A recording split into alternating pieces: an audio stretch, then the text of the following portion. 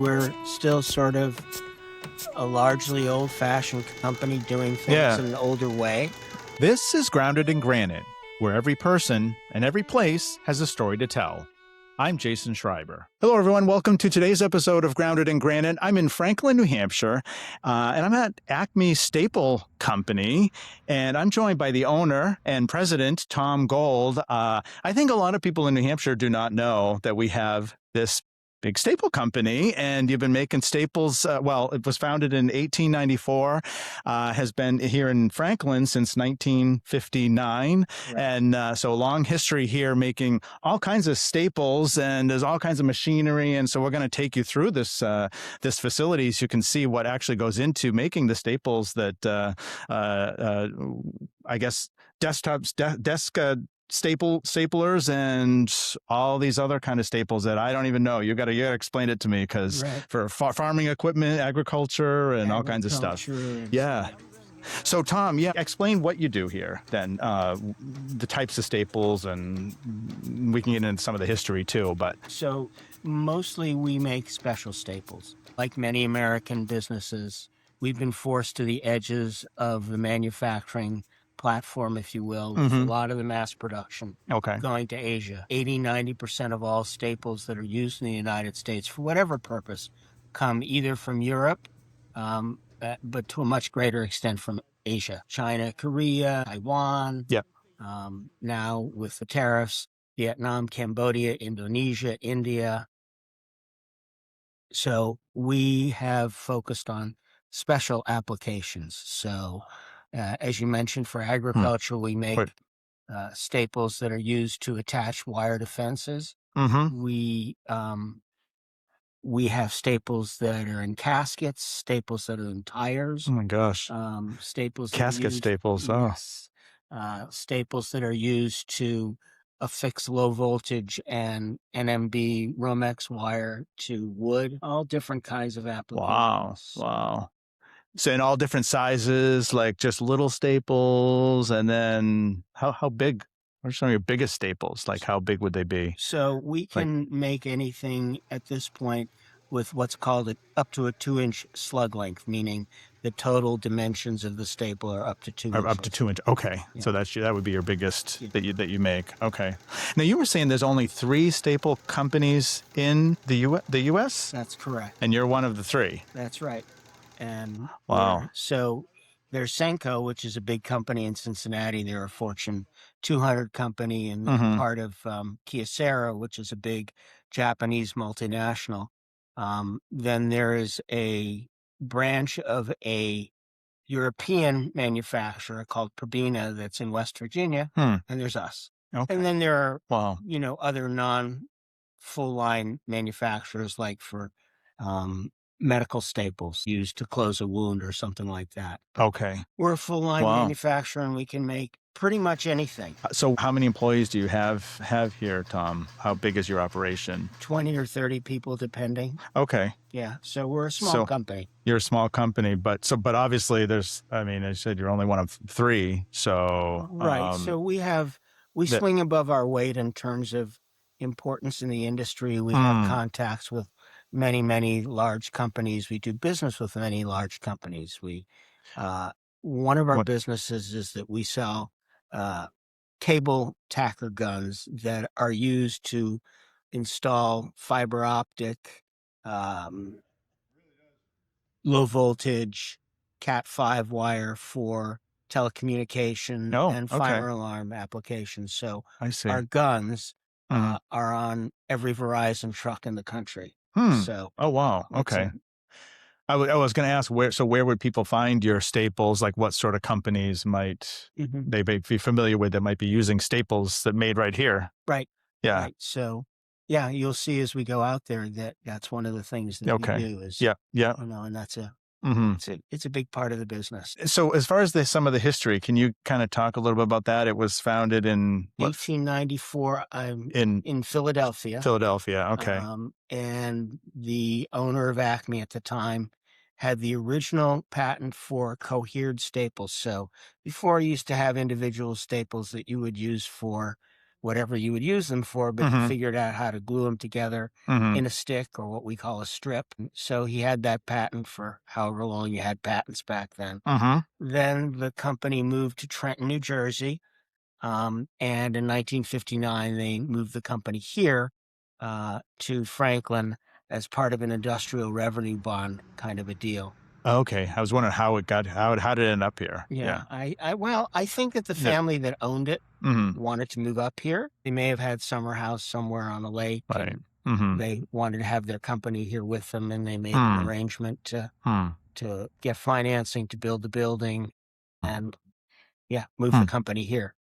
It was at that time it was the Cook family, and there are Cooks that are still around today, although they're not associated with the company. We see them from time to time. And so as far as the going back to the products again, you make about 500 or so different products. Is that we can? Yes, you can. Okay, yeah, we have over time, and we roll out the tooling as needed for whatever somebody might want. So a lot of custom, obviously custom design so staples. Special. Different dimensions than a standard staple, different configurations, shapes, different materials, stainless, aluminum, galvanized steel, Inconel, Monel, brass, copper, if you need something like that. And then also different points on the end. So a staple has a point. Standard office staple, not that you would notice, has a chiseled point like this, right, so that it penetrates the paper. Yeah. But you can also have a what's called a divergent point. I don't know if you can see that, but the points go in different directions. That when they engage with wood, they spread, for example. Right. Okay. Yeah. You can also have a blunt point or a spear point, or Jeez, who knew?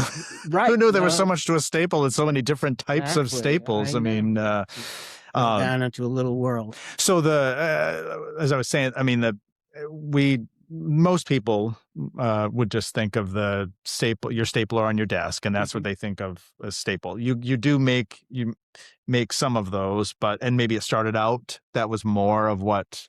Yes. So in the earlier days, I think back in the early days when most staples came from the United States, Acme made a broad range of staples. And in the 70s or 60s, we transitioned to shoe staples. So a lot of staples to attach, particularly buckles and bows on ladies' shoes back when that was a thing. Yeah. So, and then when the shoemaking industry went south and then offshore, and then way offshore to Asia, which is where a lot of shoes are made, that business went away, and we started to focus on other special kinds of staples. And what do you find, or what do you think people would find most fascinating about the staple industry? Or I mean, I don't know if you can think of anything that you would, you're in it, you know how all this how all this works and the different. But for people who might have like I said, might only be familiar with a stapler on a desk, like what would they find? Well, can you think of anything the broad application of staples in different things, because there's so many uses and types, like as you say, that I never really thought of. We've had staples that are all the way from this size up to fence staples, which you'll see over there in bigger. Really? Yeah. So the littler ones, interestingly, were used in ladies' razors. So they were made of aluminum, and they were very, very little. And it was used to install the blades on a lady's razor. The reason is because women use their razors for longer than men do. They leave them in the shower. They rust. So the staples were sacrificial anodes, meaning that the rust would travel to the aluminum rather than the blade edge. I see. So usually I make people guess at it for a while for this purpose. No. Oh my gosh. Oh, that's interesting. Yeah. So, wow. And a lot of in construction and all different kinds of things. I think to me that's the most interesting. So there are a couple of different ways to make staples. I don't know if we want to shift to that, but yeah. So 'cause I have no idea how it's done. So. Yeah. So We'll see Hmm. both methods out there on the floor, but you can make staples by making a wire travel over a die, hitting it with tooling, Okay. forming it into an individual staple, pushing it down a bar where it gets glued and eventually cut off into a stick. That's the old-fashioned way, and that's mostly Okay. the way we do it because it's easier to set up. But for mass-produced staples like you would see on a desktop, what they do is they take as many strands of wire as there are in the stick of staples. So if there were 100 staples in a core, a stick, you would have 100 spools. They would feed into a machine that would collate them, glue them together across the width, and then use a punch press to create a core every single stroke. So as opposed to making one staple with a stroke, Yeah. you make a whole core. I see. And that's much faster, but it takes, obviously, if you're trying to set up 100 reels of spools of wire, that takes a long time. Okay. That's sort of the trade-off. I see. Yeah. And how is the business? I mean, it's grown over the years. You've kind of done like diversified and offer. Yeah, I mean, a lot of it's been challenging yeah, over time as yeah, business has gone offshore. I think yeah. the current environment with the focus on made in the U.S. and Mhm. tariffs and disruptions to the supply chain. I mean, when that was going on, we had more orders than we could make. But, I think that we're getting more interest because of those issues and Yeah. people remember them. What do you see as the future for Acme Staple Company? Well, I think we'll keep the What? production side of the business as it is. Yeah. I think that we're going to try and integrate more of the mass produce machinery. So the staple strips that are glued together. I think that's sort of the future. And then build out some of the businesses that we're currently approaching, like this fence staple business that you'll see behind us here. That's a machine that's be used to install staple wire. Okay. I'm sorry, install wire Right. on Yeah. an agricultural fence. And I think that that'll be a good business. Mhm. Typically, we can be more competitive with larger staples because with larger staples, the value of the raw material itself, which is really an international commodity to a certain extent, is higher than the labor. So where we're at a disadvantage is labor and standards for production and all that stuff. Where the staple is bigger, we tend to be able to be more competitive. Okay. And how long have you been how long have you been the owner? When did you enter the scene here? So I joined the company in 1988. Okay. My dad bought the company from the Cook family in 1972. So Okay. it's a family So it's been a business. family business in your family then for Yeah. I don't know a how long many time years. then. Yeah. So it's been a long, okay. So you've most of its time here in New Hampshire then obviously Right. it's been under your family So, and I leadership. think it's always been a family business. I don't know who it was before the Cooks, but then it was the Cooks and now it's us. Do you think there's this like mystery here in New Hampshire? People don't know that you exist. I mean, unless you're in the business of buying staples, the type what your companies that are looking for your products. I mean, Or even I, those people. I mean, and we yeah, don't have many people. We don't have many customers in New Hampshire, which is a little unfortunate yeah, because New Hampshire is obviously up in one particular area of the country that's not centralized. Probably if you were starting right. a staple company today, you would put it in somewhere in the Midwest or, Kentucky or Tennessee or somewhere like that. That's more Okay. centrally located because freight is a significant component of cost for people True. that are Yeah. buying our staples. But yeah, I don't know why we've But never had a political candidate come and visit us. You hmm, would think, small yeah. business, Hmm. basic industry, Hmm. you would have gotten somebody who would be interested in.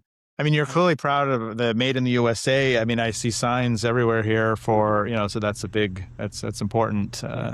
You know. Yeah. Um. I'm sure we're Huh. partly to blame that we don't focus a lot on publicizing ourselves. Yeah. Well, you just get the job done. I mean, just we're still sort of a largely old-fashioned company doing things Yeah. in an older way. Yeah, that's you'll see as you go through the. Sorry, go ahead. Yeah. No. No. Well, I was going to ask.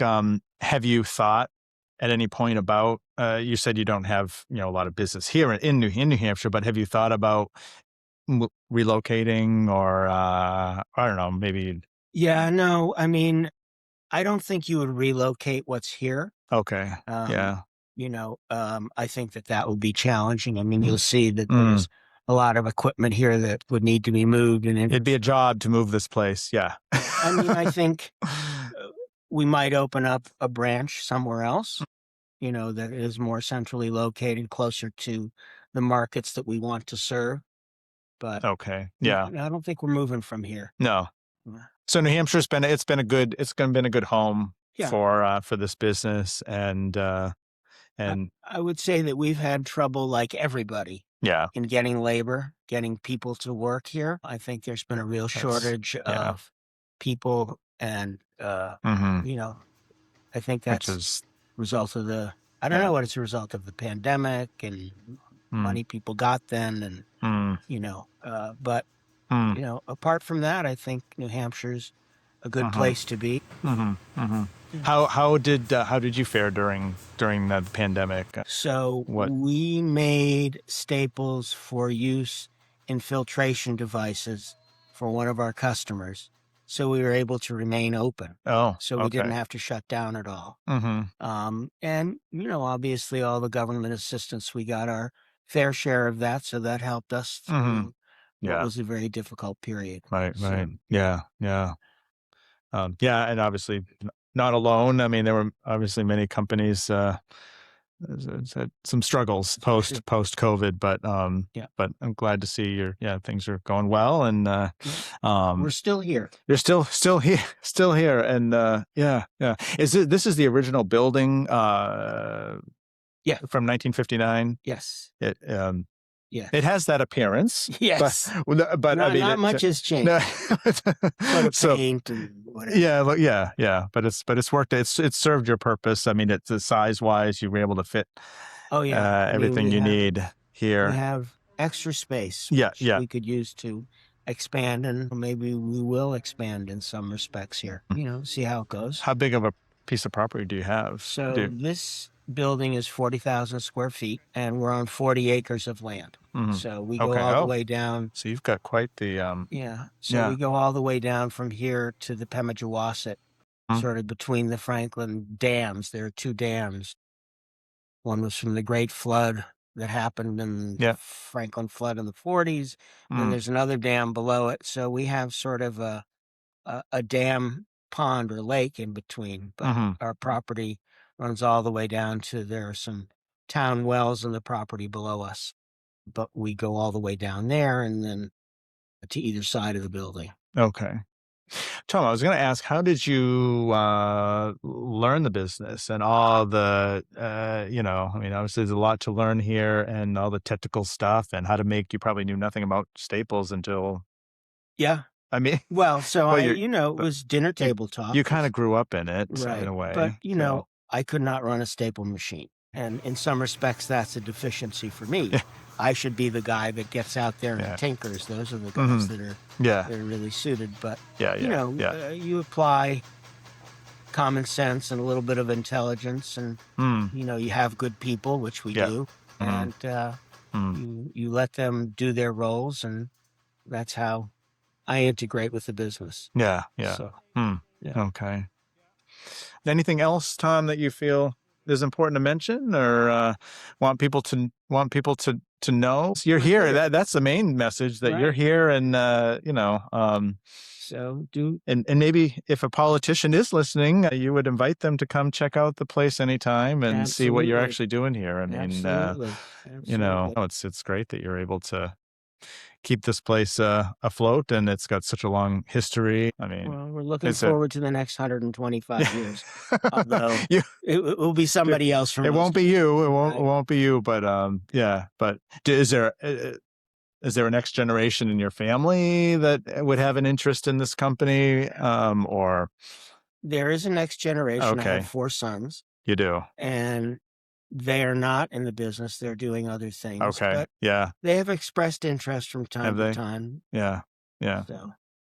I guess looking ahead, what do you see? What do you see for the staple industry? And I mean, do you see Yeah, I think what people are going to continue to need they're going them. to continue to need staples of There's a all great kinds? deal of uncertainty Yeah, because of the current environment. right. Yeah, Who's coming, yeah, and the midterm elections, who knows what's yeah. going to happen. Our next president Mm-hmm.